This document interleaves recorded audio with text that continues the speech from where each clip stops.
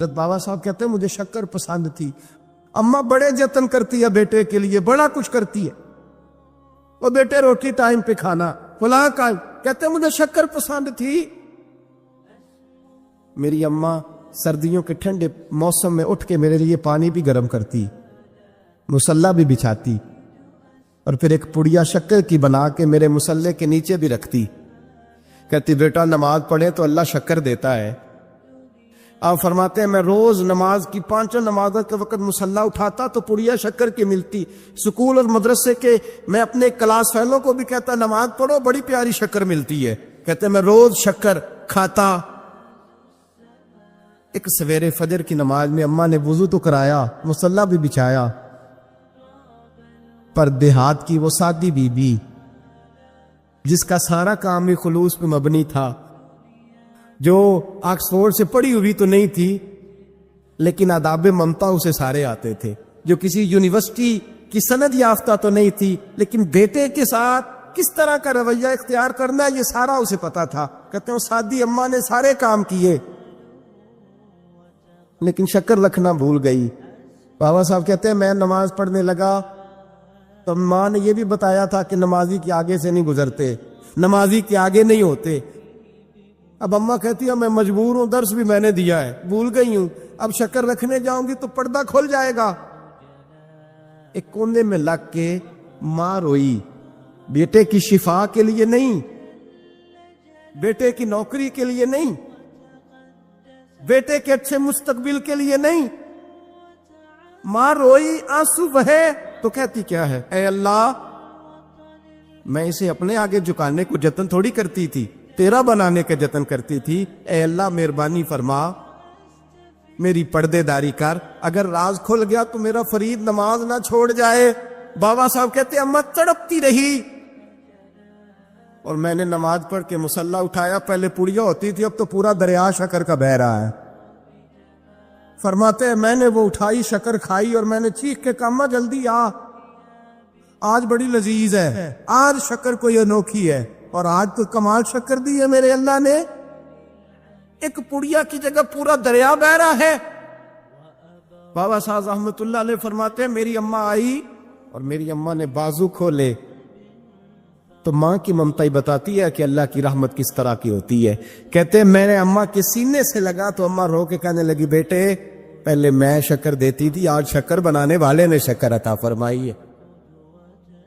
ساری زندگی پیشانی سے سجدے کا نور نہیں گیا، ساری زندگی وہ لذت عبادت نہیں گئی، اس لیے کہ استاد نے ڈنڈے سے نمازی نہیں بنایا تھا، اس لیے کہ پیر صاحب نے یہ کہا کہ نمازی نہیں بنایا تھا کہ نماز پڑھو گے تو روٹی میں برکت ہو جائے، اس لیے کہ علامہ صاحب کا وہ واز سن کے ہم نمازی نہیں بنے تھے کہ جس نماز میں بتایا جاتا ہے کہ بیماریاں ختم ہو جائیں گی نماز پڑھنے سے۔ اماں نے رب سے جوڑنے کے لیے نمازی بنایا تھا۔ ساری زندگی نماز کی ٹریننگ دینا، اپنے بچوں کو اپنے رب سے جوڑنا، اپنے بچوں کو اللہ کے ساتھ ان کا تعلق بنانا۔ حضرت سیدنا امام اعظم ابو حنیفہ رحمت اللہ تعالی علیہ کے پاس ایک شخص نے آ کے کہا فلاں آدمی زانی ہے۔ فرمایا تجھے کیسے پتا چلا؟ اس نے کہا حضور آپ تو، فرمایا کس نے بتایا تجھے؟ حضور میری بات تو اس نے جلال میں آ گئی۔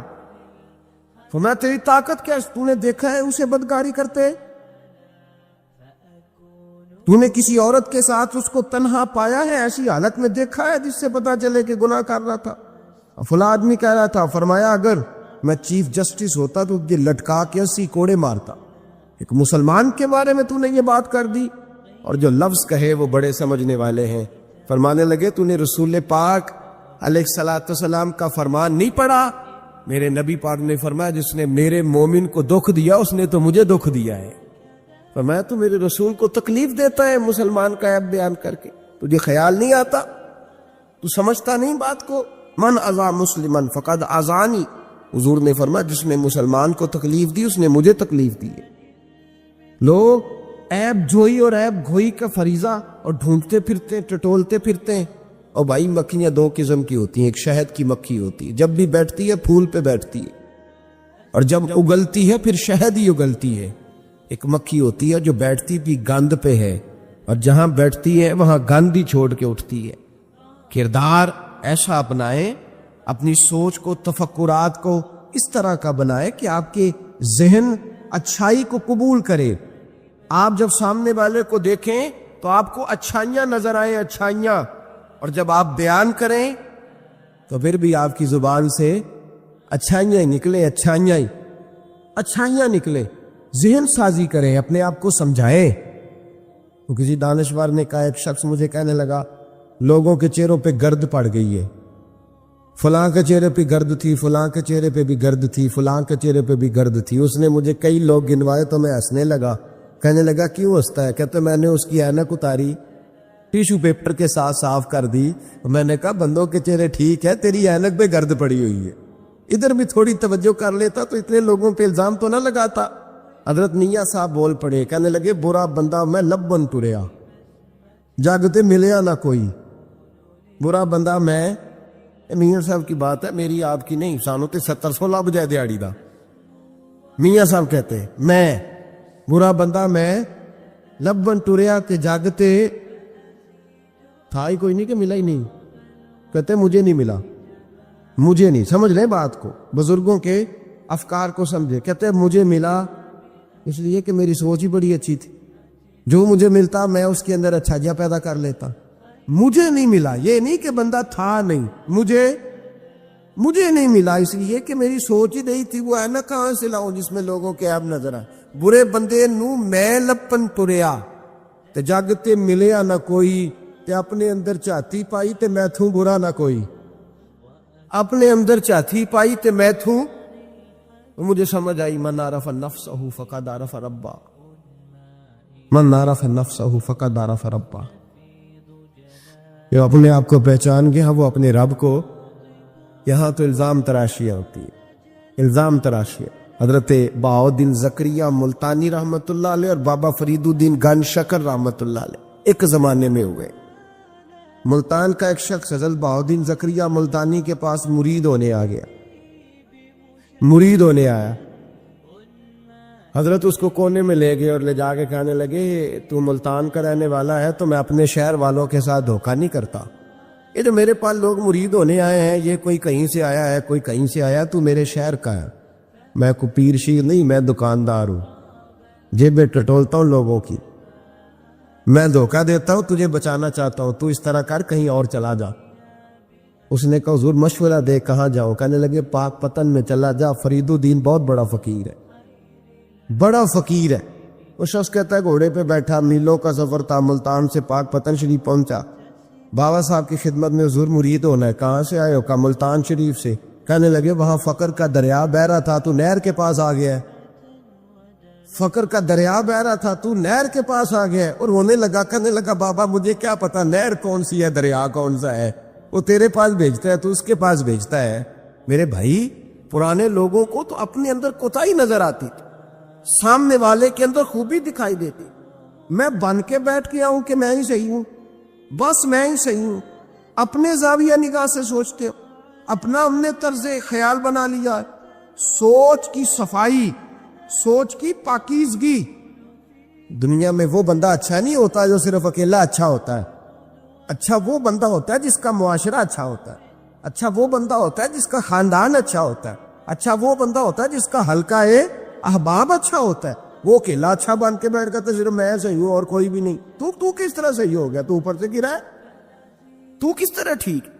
تیرا نہ باپ ٹھیک معاذ اللہ، نہ تیرا خاندان ٹھیک، نہ معاشرہ ٹھیک، نہ دوست ٹھیک، نہ پیر ٹھیک، نہ استاد ٹھیک، نہ کوئی سیاستدان ٹھیک. دنیا میں جب کوئی صحیح ہے ہی نہیں تو کہاں سے آ گیا اکیلا صحیح؟ یہ کیسے ممکن؟ یہ کس طرح ہو سکتا ہے؟ یہ انا پرستی ہے، یہ نفس کا دھوکہ ہے، یہ اندر کی کوتاہی ہے جو لوگوں کو بڑا بنا دیتی ہے، پھر اسے لوگ چھوٹے نظر آنے لگتے ہیں. یاد رکھیں میرے نبی کریم سید عالم نور مجسم علیہ السلام نے خوبصورت سوچ، اچھی سوچ، پاکیزہ سوچ، صاف ستھری سوچ دی. حضرت زید بن حارثہ فرماتے ہیں طائف کے لوگوں نے میرے نبی پاک کو پتھر مارے، لہو لہان کر دیا. فرماتے وہاں کے کچھ لوگ بھی انہیں برا کہنے لگے، میں بھی برا کہنے لگا، اس لیے کہ یہ تو عرب کے کلچر کے بھی خلاف تھا. عرب معاشرے کے لوگ اپنے مہمان کے ساتھ یہ سلوک نہیں کرتے تھے، چاہے وہ کوئی بھی ہو. اور نبی پاک علیہ السلام نے تو جو دعوت دی اس میں تو حسن بھی بڑا میٹھا تھا، وہ تو لفظوں کے اندر توانائی، خوبصورتی، مٹھاس بھی بڑی تھی۔ تو یہ تو عرب کے رواج کے بھی خلاف تھا کہ گھارائے مہمان کو پتھر مارے جائیں۔ انہوں نے پتھر مارے، لہو لہان کیا، میں نے بھی برا کہا، معاشرے کے لوگوں نے بھی برا کہا، اور فرمانے لگے پھر کمال ہو گیا، حضرت جبریل بھی حاضر خدمت ہوئے اور عرض کرنے لگے یا رسول اللہ صلی اللہ علیہ وسلم، رب فرماتا ہے کہ جبریل جاؤ اور میرے نبی سے جا کے اجازت لو، اگر میرے رسول اجازت دیں تو انہیں مسل کے رکھ دیں، انہیں دو پہاڑوں کے درمیان انہیں مسل کے رکھ دو، مسل کے۔ ہمارا کسی سے اختلاف ہو جائے نا تو زور جتنا ہمارے اندر ہو ہم لگا سارا ہی لیتے ہیں، جب پتہ چل جاتا ہے نا کہ میرے تعلقات کتنے کو ہے پھر ہم کہتے ہیں چلو دفع کرو، میں نے کیا کہنا ہے۔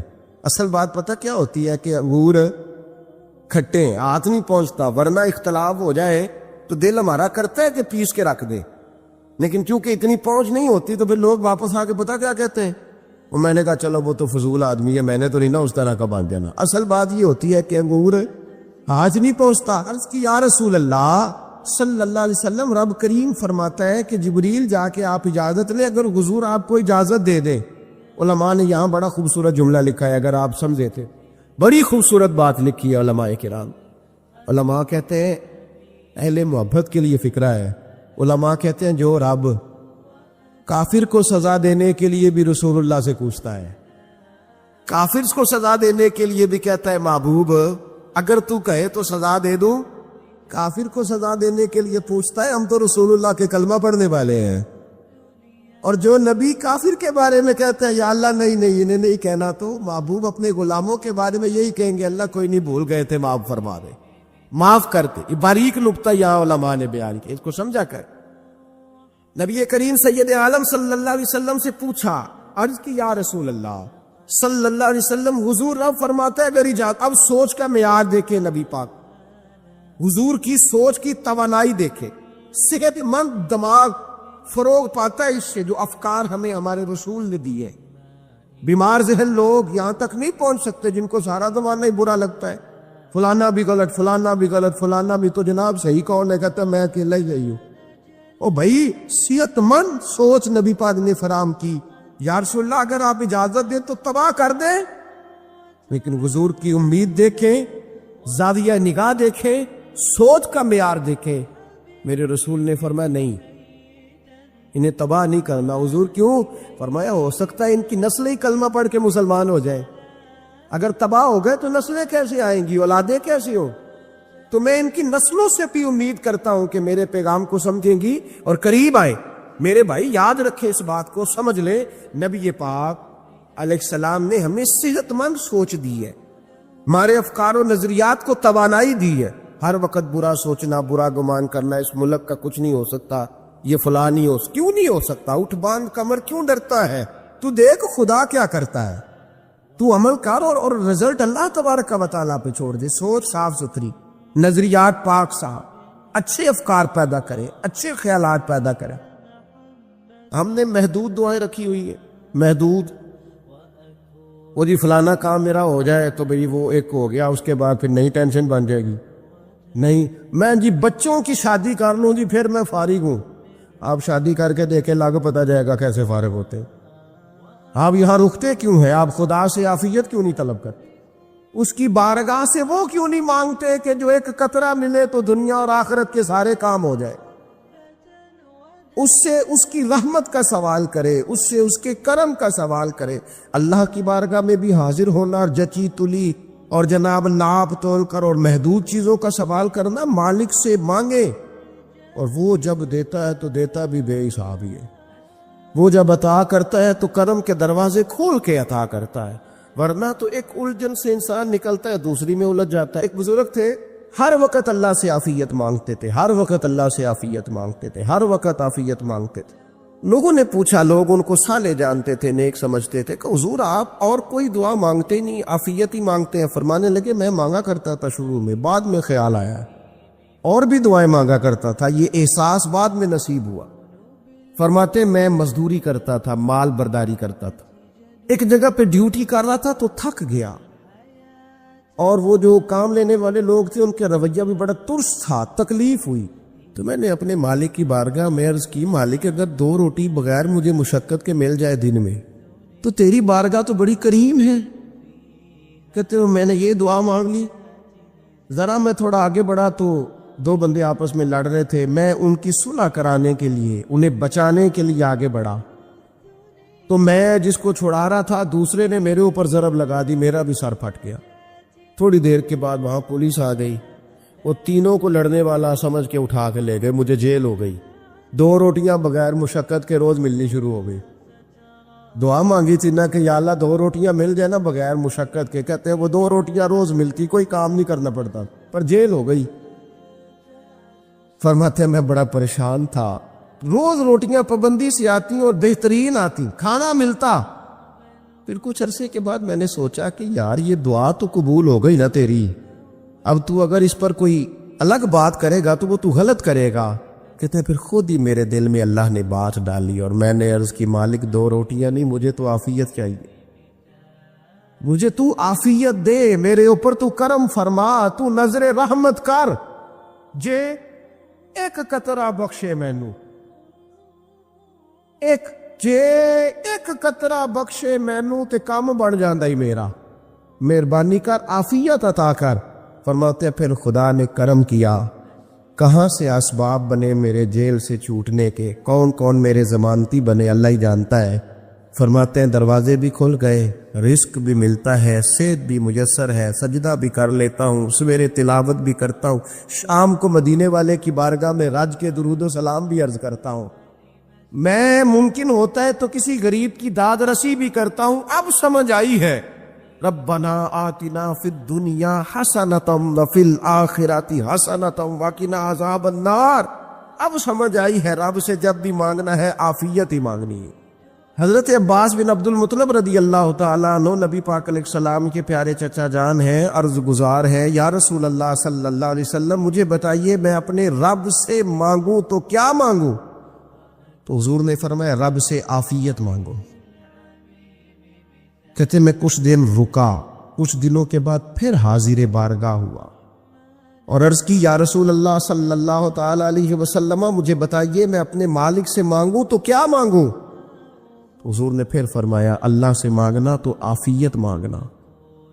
بزرگ فرماتے ہیں یہ عافیت کیا ہے؟ عافیت یہ ہے کہ یا اللہ ظاہری پریشانیاں, باطنی پریشانیاں, اے اللہ ظاہر کے میل کچیل بھی دور ہو جائیں, باطن کے بھی دور ہو جائیں. اے اللہ ہر معاملے میں, ہر آزمائش میں, ہر دکھ میں ہمیں تیری پناہ نصیب ہو جائے. یہ عافیت ہے. اور صوفیاء کرام فرماتے ہیں عافیت سے بڑی نعمت کوئی نہیں اگر کسی کو میسر آئے تو, عافیت سے بڑا حسن کوئی نہیں اگر کسی شخص کو یہ نصیب ہو جائے. اور ایک اللہ والے نے تو ایک اور بڑا خوبصورت ترجمہ یہاں کیا ہے, وہ کہتے ہیں عافیت کا مطلب ہے دل کا قرار, عافیت کا مطلب ہے باطن کا سکون, عافیت کا مطلب ہے انسان کے مزاج کا حوصلہ, ٹھنڈک, بردباری. اس بندے کو عافیت نصیب ہو جاتی ہے گویا اللہ اسے سکون کی دولت عطا فرما دیتا. تھوڑے پیسوں میں بھی سکون, بغیر شہرت کے بھی سکون, کوئی بات مان لے تب بھی سکون, کوئی دھتکار دے پھر بھی سکون, لوگوں کی گڈ بک میں ہو پھر بھی سکون. اور اگر لوگ سارے مخالفت میں آ جائیں تو چونکہ اللہ نے عافیت دی ہے پھر بھی سکون. اللہ تعالیٰ نے ان لوگوں کو قرار کی دولت, اللہ سے عافیت مانگی جائے. اس میں دنیا کی بھی بھلائی شامل ہے, آخرت کی بھی بھلائی شامل. نبی اکرم صلی اللہ تعالی علیہ وسلم توجہ دلاتے کہ اللہ سے تم عافیت مانگو, ہمارا نہ دی. کیونکہ سب سے بڑا مسئلہ روحانی تربیت کا ہے. ہمارے ہاں باتیں ڈھیر سارے لوگوں کو آتی ہیں اور بہت زیادہ آتی ہیں. منصوبہ بندی کرنا, پلاننگ کرنا, اپنے معاملات کو خود سے کیسے لے کے چلنا ہے, کیسے ٹھیک کرنا ہے, اپنے حق میں دنیا کو کس طرح قائل کرنا ہے, یہ ڈھیر سارے لوگوں کو آتا ہے. اور اپنے حق میں دلائل کس طرح قائم کرنے ہیں, اس میں بہت سارے لوگ خود کفیل ہوتے ہیں, انہیں کسی سے مشاورت کی بھی ضرورت نہیں ہوتی. لیکن اللہ کی بارگاہ سے اپنا رشتہ کیسے جوڑنا ہے, مالک سے کرم کا سوالی کس طرح کر کے ہونا ہے, اللہ سے عافیت کا سوال کیسے کرنا ہے, یہ چونکہ روحانی تربیت میں ہمارا مزاج نہیں ہوتا. لہذا ہم اس طرف جاتے نہیں. ہم وہ اپنی مرضی کی چیزیں, یعنی وظیفہ پوچھ کے گئے ایک صاحب, کچھ عرصے کے بعد آئے ہیں تو آ کے کہتے ہیں مولانا صاحب, پیر صاحب یا قاری صاحب یا فلاں صاحب, کسی سے بھی پوچھ کے گئے کہ جس کو نیک آدمی جانا, پھر لوٹ کر آ کے کہتے ہیں کہ آپ نے وظیفہ بتایا تھا پر کام کوئی نہیں ہوا. تو میں تو صاف کہتا ہوں اور کھلے دل سے کہتا ہوں کہ بھئی وظیفہ آپ کو بتایا تھا کہ اللہ کی رحمت متوجہ ہوگی, خدا کی رحمت کو آواز دینے کے لیے وظیفہ دیا تھا. کوئی بھی وظیفہ رب کو مجبور تو نہیں نہ کر سکتا معاذ. اور وظائف کس لیے پڑھے جاتے ہیں کہ جلدی سے معاملات ٹھیک ہو جائیں, میرے حق میں چیزیں بہتر ہو جائیں, تو اللہ کی رضا کے لیے پڑھے جاتے. تو وظائف کو, عبادات کو, نوافل کو, تلاوت کو, درود پاک کو تو رضا الہی کا ذریعہ بنانا چاہیے. لیکن ہم چونکہ ایک پورا الجھاؤ رکھتے ہیں اپنی دنیا داری کے معاملات سیدھے کرنے, ایک پورا خیر رکھتے ہیں. وہ لوگ ملتے رہتے ہیں مختلف بزرگوں کی نسبت کے تعلق سے, تو بعض جگہوں پہ بعض لوگ بڑے تیز ہوتے ہیں, یعنی ان سے آپ کی ملاقات ہوتی ہے تو بندے کو محسوس ہوتا ہے کہ یار اسے تو پہلے ساری باتوں کا پتہ ہے, اور کئی دفعہ ان سے ملنے کے بعد احساس ہوتا ہے کہ یار اس سے تو تھوڑا سیکھ ہی لیتے تو بہتر تھا, یہ تو بات بڑی آگے نکل گئی. سارا پتہ ہوتا ہے, باشعور ہوتے ہیں, لیکن ڈر آتا ہے اللہ سے. اتنا باشعور آدمی, سمجھدار, پنچایت, پریا, لوگ, دین, دنیا سارا پتہ ہے, نماز کا ٹائم آ گیا تو وہ چھپتا پھرتا ہے. اس کی طبیعت پر بوجھ بن رہا ہے معاذ اللہ اللہ کے حضور حاضر ہونا. اسے خیر کا کام کرنا پڑ رہا ہے تو وہ ادھر ادھر نکلتا جا رہا ہے. تو سوال یہ ہے کہ پھر یہ شعور کا کیا مطلب رکھا ہوا ہے ہم نے؟ پھر اللہ سے دعا کرنے کی ضرورت نہیں ہو. حضرت عارف رومی رحمۃ اللہ تعالی علیہ فرمایا کرتے تھے بعض لوگوں کو رب سارا کچھ دیتا ہے,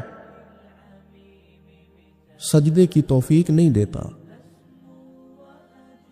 اس کا مطلب یہ ہے کہ وہ کہتا ہے یہ سارا کچھ لے اور نکل جا, میرے گھر نہ آنا, رکھ سارا کچھ پاس. رب سے عافیت مانگی جائے, اس سے اس کا فضل مانگا جائے, اس سے اس کا کرم مانگا جائے. اللہ کے پیارے رسول صلی اللہ تعالی علیہ وآلہ وسلم اس عافیت مانگنے پر زور دیتے, توجہ دیتے. میں آپ کو صحیح بتاتا ہوں, رب نے اگر کسی بندے کو عافیت میں رکھا ہو نا, تو حالات کیسے بھی برے چل رہے ہوں اس کا بگاڑ کچھ نہیں سکتے.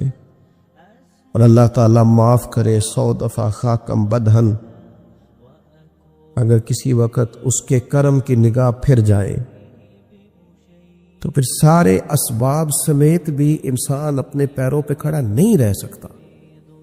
اس سے جب تک طلب کرم نہیں ہوتا, طلب عافیت نہیں ہوتی, اس کی بارگاہ سے جب تک بندہ مومن پورا رجوع نہیں کرتا, یہ عافیت اتنی اعلیٰ چیز ہے کہ نبی پاک علیہ السلام نے فرمایا اذان اور اقامت کے درمیان جو وقت ہوتا ہے اس میں دعائیں رد نہیں ہوتی.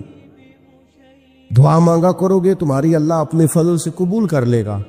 عرض کی یا رسول اللہ کیا مانگے؟ تو فرمایا عافیت مانگو رب سے. حضرت انس بن مالک حدیث کے راوی ہے رضی اللہ تعالیٰ عنہ, یہاں بھی فرمایا یہ عین قبولیت کا ٹائم ہے, اب اللہ سے عافیت مانگ لو, اس کی پناہ. ہم دعاؤں میں بھی محدود ہو جاتے ہیں. رب دا طالب کوئی نہ ملیا, جو ملیا طالب زردہ ہو. دعاؤں میں بھی حد بندی. بعض اوقات بچے بھی تربیت کرتے ہیں نا, ایک مولانا ہے, ان کا خیال ہے کہ انہوں نے مجھ سے کچھ پڑھا ہے, تو کبھی کبھی استاد جی کہہ دیتے ہیں, بہت پرانی بات ہے, انہوں نے مجھے فون کیا کہ اگر آپ کبھی تشریف لائیں, تو میں نے کہا پتر دعا مانگ اللہ کو چھوٹی جی گڈی دے وے. تو اس بچے نے میری بڑی تربیت کی, کہنے لگا استاد جی اللہ کو لو منگنی جے تے بڑی ساری منگو, آپ نے محدود کیوں کیا کہ بھئی یہ چھوٹی سی اللہ گاڑی کیوں اللہ چھوٹی دے, رب دے تو بڑی دے, اور رحمت سے دے, اللہ سے مانگنی ہے نا جی. ہم تربیت نہیں لیتے. میں نے اس کا شکریہ ادا کیا, میں نے کہا بیٹے تو نے بڑی سونی بات کی, اللہ تجھے اس کا اجر عطا کرے, اللہ تجھے برکات عطا کرے. اگر آپ نے سیکھنا ہے تو پھر آپ سیکھ لیں گے, اور اگر نہیں سیکھنا تو پھر یہی کہنا ہے ساری عمر لنگی بندہ کو نہیں ملیا, چونکہ مزاج نہیں ہے نا سیکھنے کا, اس لیے پھر ملا ہی کوئی نہیں. پھر ساری زندگی کو میسر ہی نہیں آیا، کسی نے نصیحت ہی نہیں کی، کوئی آنکھوں کو بھایا ہی نہیں، خود ہی بڑے سیانے تھے، خود ہی بہت بڑے تھے، اپنا قد بھی بڑا اونچا تھا، سب ٹھگنے چھوٹے اور کمزور اور بوڑے نظر آئے۔ نبی پاک علیہ الصلوۃ والسلام نے ایک شخص سے پوچھا کیا دعا مانگ رہے ہو؟ تو اس نے کہا یا رسول اللہ میں اللہ کی بارگاہ میں صبر کا سوال کر رہا ہوں۔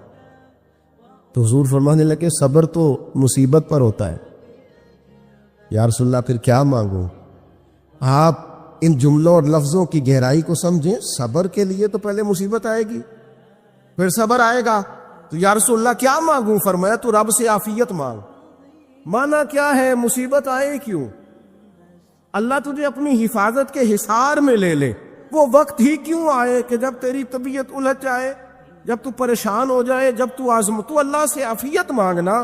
جب تو عافیت مانگے گا تو اگر کبھی مشکل آئے گی بھی نا، تو خدا پھر اپنے فضل سے مشکل سے نکلنے میں رستہ بھی بڑی جلدی عطا فرمائے گا اور تیرے اوپر فضل فرمائے گا۔ اگر عافیت، یہ تو ہم نبی پاک کی امت ہے نا، تو یہ ہمارے گرد اللہ کے فضل اور اس کی رحمت کا حصار ہے، یہ حصار ہے ہمارے گرد۔ وہ درویش نے کہا تھا نا کہ کروں شکر کتنا اور کروں فخر کتنا کہ تیرے کرم نے مجھے فائز المرام کیا۔ دیکھو بنا کے سید عالم کا امتی مجھ کو گناہ سے پہلے ہی بخشش کا انتظام کیا۔ ابھی میں نے غلطی کی نہیں، لیکن مجھے حضور کا غلام بنا دیا، بخشش کا بندوبست پہلے ہو گیا۔ اپنے مالک سے بیمار بھی اس سے عافیت مانگے، مقروض بھی اس سے عافیت مانگے، بے اولاد بھی اس سے عافیت ہی مانگے، صاحب اولاد بھی اس سے عافیت ہی مانگے، جو دولت کے حصول کے رزق حلال کے خواہش مند ہیں وہ بھی اس سے عافیت مانگے، اور جن کی جھولی اس نے بھر دی ہے وہ بھی اپنے رب سے عافیت ہی مانگے۔ مالک سے جب سوال کرے، ایک بزرگ تھے انہوں نے تو اپنی انگوٹھی میں لکھوا لیا تھا کہ یا اللہ مجھے عافیت عطا فرما، اور جب بھی دیکھتا ہوں یاد آ جاتا ہے کہ اللہ سے عافیت مانگنی اپنے مالک کی بارگاہ کے اندر۔ دیکھو میں نے دیکھا ہے، وہ کسی نے کہا تھا کہ تیری خواہش ہے کہ وہ تیری آرزو کرے پوری، اور میری خواہش ہے کہ تیری آرزو بدل جائے۔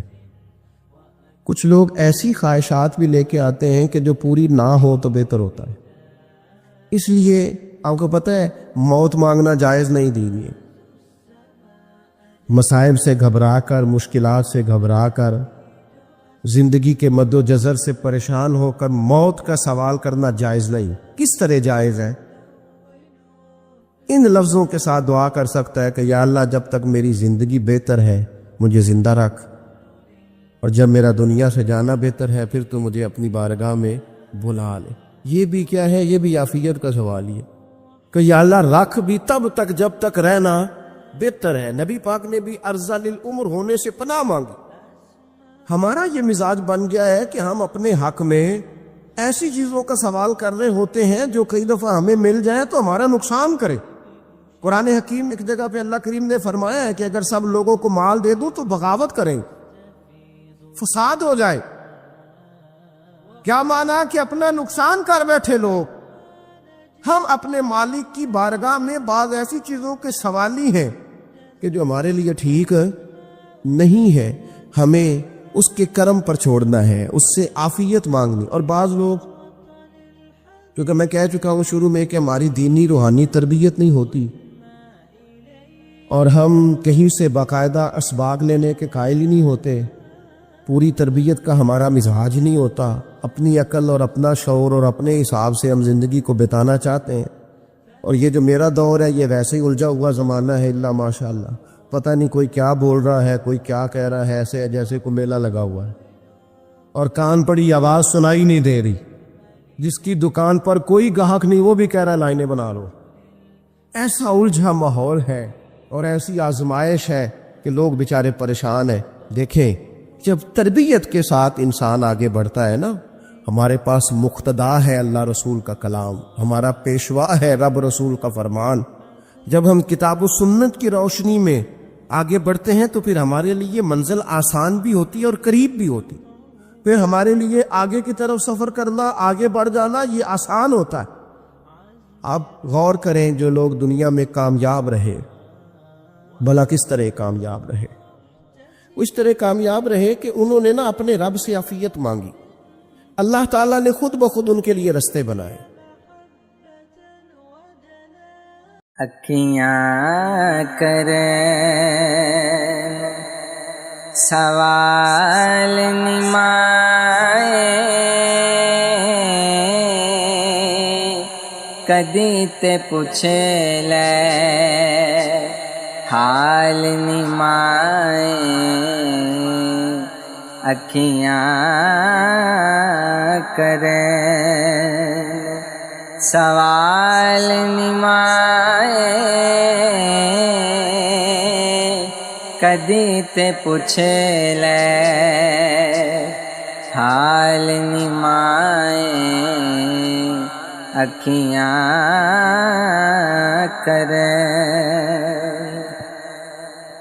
تیرے باجوں تیری قسمیں، تیرے باجوں تیری قسمیں، تیرے باجوں تیری قسمیں، دن بن گئے سال نمائے، اکھیاں کریں سوال نمائے، کدی تے پوچھے لے حال نمائے، اکھیاں کریں تیریاں یاداں میرے ویڑے، تیریاں یاداں میرے ویڑے، تیریاں یاداں میرے ویڑے، پاون روز دمال نمائے، اکھیاں کریں سوال نمائے، کدی تے پوچھے لے حال نمائے، اکھیاں کریں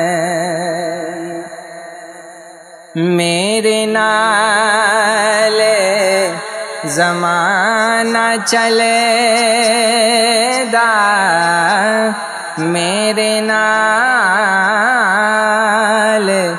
زمانہ چلے دا، میرے نال زمانہ چلدا، نت نویں ایک چال نمائے، اکھیاں کریں سوال نمائے، کدی تے پوچھے لے حال نمائے، اکھیاں کریں سارے رشتے مطلب دے نے، سارے رشتے مطلب دے نے، سارے رشتے مطلب دے نے، کنوں دساں حال نمائے، اکھیاں کریں سوال نمائے کدی تے پوچھ لے حال نمائے اکھیاں کر ماں ورگا غم خار نہ کوئی ماں ورگا غم خار نہ کوئی جانے کون حقیقت مادی کسے ولایتوں کسے بازاروں نج لب دے شفقت مادی نج لب دے شفقت مادی ماں مرے سر ننگا ہوندا ماں مرے سر ننگا ہوندا باپ مرے کنڈ خالی شالا کسے دا ویر نہ بچھڑے شالا کسے دا ویر نہ بچھڑے نتے اجڑ جاندا جے میلا ویر ویران دے سجن ہوں دے ویر ویران دے سجن ہوں دے ویر ویران دیاں باواں باپ جے سر دا تاج محمد ماواں ٹھنڈیاں چھاواں ماواں ٹھنڈیاں چھاواں ماواں ٹھنڈیاں چھاواں کالی رات قبر دی آئی کالی رات قبر دی آئی یار بلی رل میٹے پائی رو میری چیخی کرلائی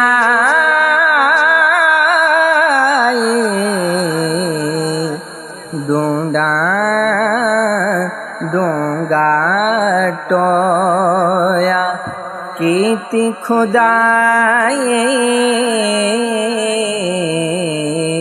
چنگی لوکاں دی بے پروائی کالی رات قبر دی آئی یار بیلی رل مٹی پائی کالی رات قبر دی آئی اگ میرے عملان لائی کیتی سی جو آپ کمائی حیاتی نہ دوجی واری آئی جند قبر دے وچ پچھتائی کالی رات قبر دی آئی یار بیلی رل مٹی پائی کالی رات قبر دی آئی